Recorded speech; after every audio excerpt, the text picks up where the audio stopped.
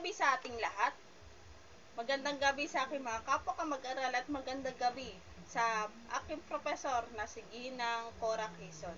Ngayon ay ating tatalakayin ang politikan hinggil sa pangkasarian na LGBT or lesbian, gay, bisexual, transgender.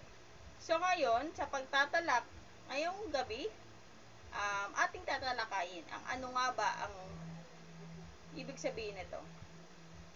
Sa pagtatalakay ng kasaysayan ng LGBT sa Pilipinas, mababanggit ang mga babaylan noong ika-17 hanggang ika-17 ng siglo. Ang babaylan ay isang lider spiritual na may tungkuling panrelihiyon at may halintulad sa mga sinaunang priestess at shaman. Ang salitang babaylan ay sinasabing tumutukoy sa babae.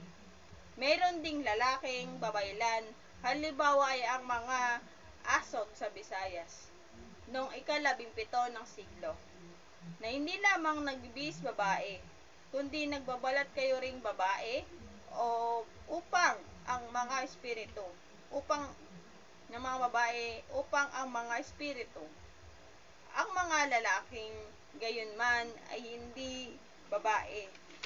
Ginagaya rin nila ang mismong kilos ng mga babae na pagkilalang simboliko bilang tila babae. Ilan din sa mga babaylan ay ito ay kasal sa nabatid ng Pilipinas. Sa puntong ito, malalaman mo naman kung paano nagsimula ang kasaysayan ng LGBT sa Pilipinas.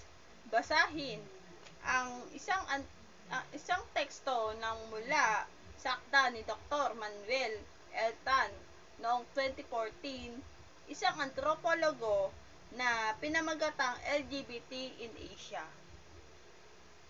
The Philippines Country Report 271, lalaki, kung saan sila ay may relasyong sexual habang sila ay tinatanggap at iginagalang sa lipunang pre-colonial para sa mga Espanyol.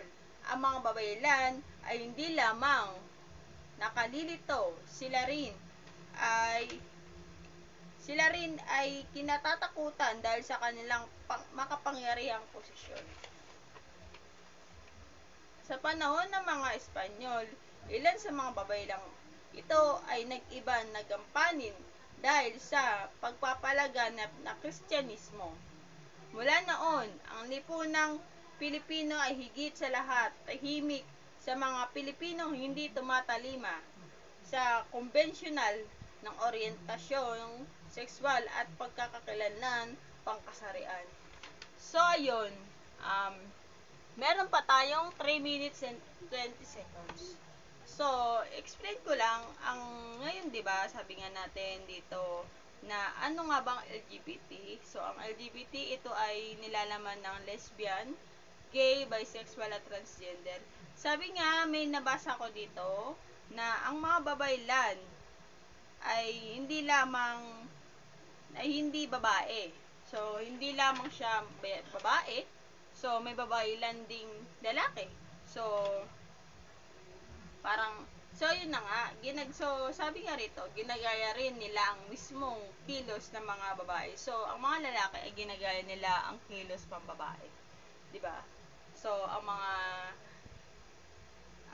mga babae ay, diba, sabi nga, ay hindi lamang babae. Ginagaya rin nila ang mismong kilos ng mga babae. So, ang lalaki ay ginagaya ang kilos nating mga babae.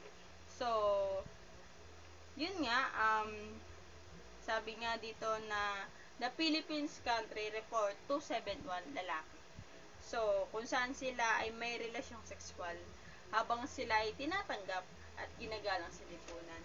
So, ayun lang yung hindi na natin pahabain itong ating nilalaman na video. So, ngayon ako ay magpapaalam na. Hanggang dito na lang. And that's all. Thank you.